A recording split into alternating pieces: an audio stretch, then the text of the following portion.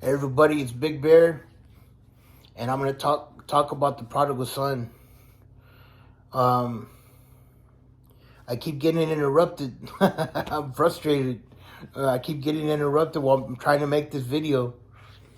Okay, you can find the story of the prodigal son in Luke chapter 15 from verse 11 to verse 32. Okay, and this is how it goes. Okay, wait a minute. First of all, this story represents God's love for us and how vast His forgiveness is. And it represents how we are as a people and how God still loves us. You could put a lot into this story. Anyway, it's a long story, so I'm just gonna get going. A certain man had two sons, right? That man, he represents God, and the two sons represent a type of people. The younger son represents a type of people, and the older son represents a type of people.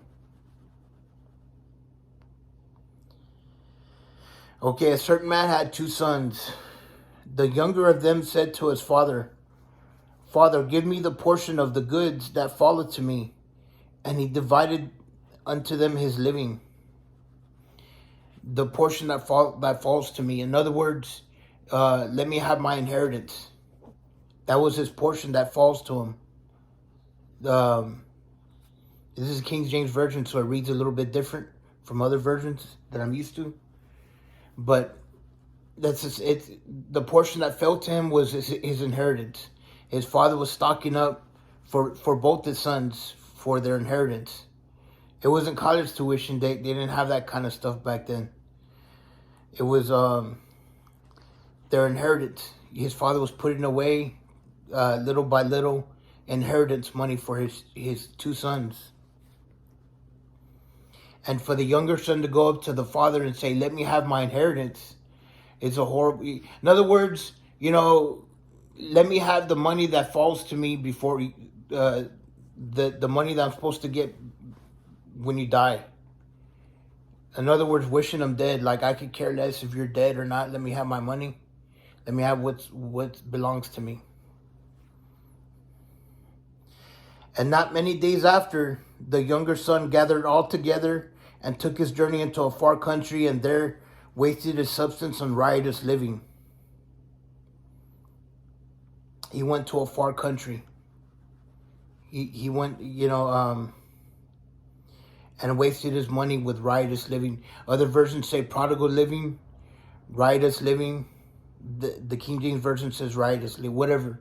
He painted the town red like crazy.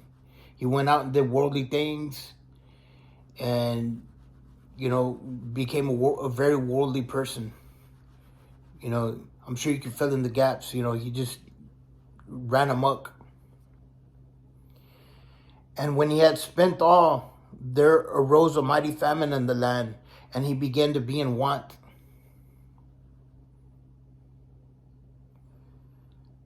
And when he had spent all, there arose a mighty famine in the land, and he began to be in want. So when he spent all his money, now comes the famine. Now comes his time. Now comes his day.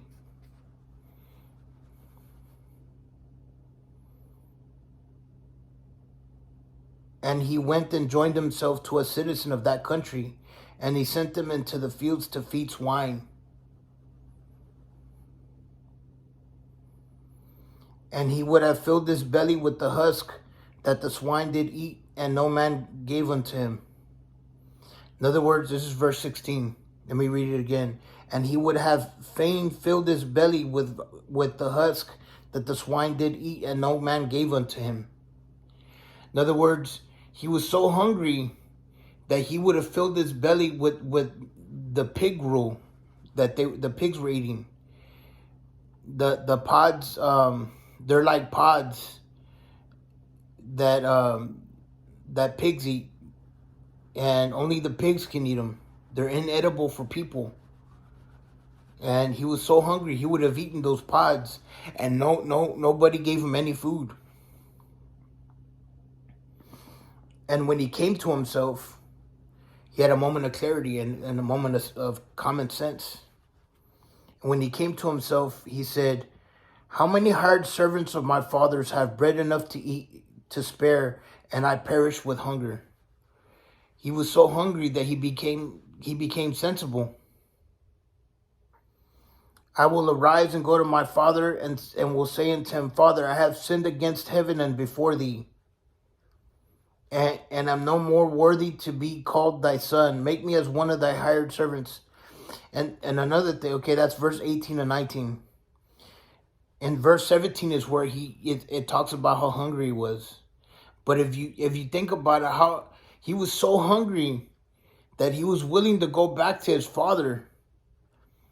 After everything that he did, he was so hungry, he was willing to go back to his father and say, make me one of your hired servants. Which is like, what in the world? You expect your father to give you anything? How could you do that? Right?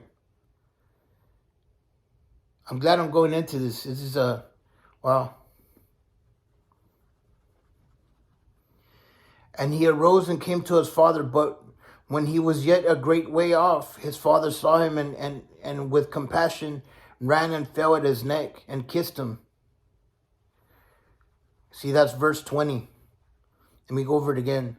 And he arose and came to his father, but when he was yet a great way off, when he was a far distance off, his father saw him and had compassion and ran and fell on his neck and kissed him. His father ran to him and gave him a humongous hug and kissed him.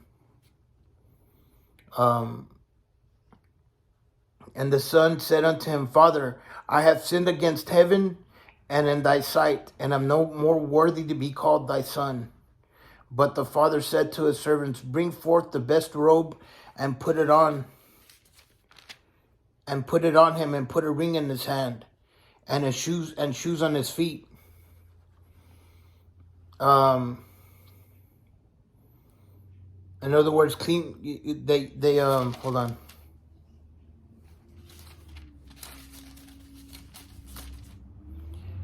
I'm sure he was dressed in rags.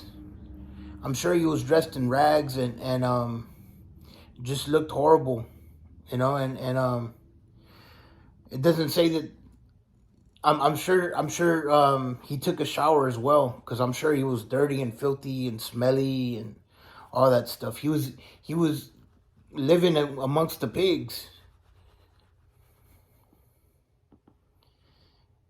And his father gave him the best robe and put new shoes on his feet. Well, apparently he was barefoot, because it says put shoes on his feet, because the father commanded the servants to put shoes on his feet and a ring on his hand. And bring hither the fatted calf and kill it, and let us eat and be merry.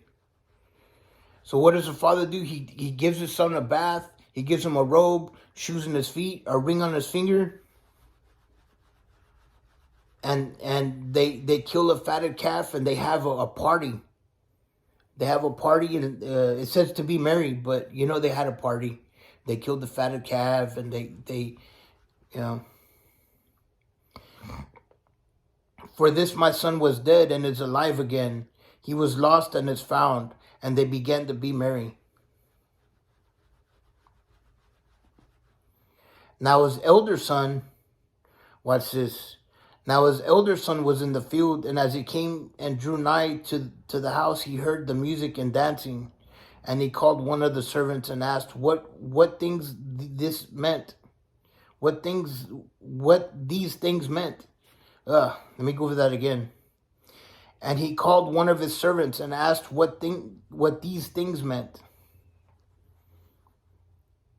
And the servant said, and he said unto him, thy brother is come, and thy father hath killed the fatted calf, because he hath received him safe and sound.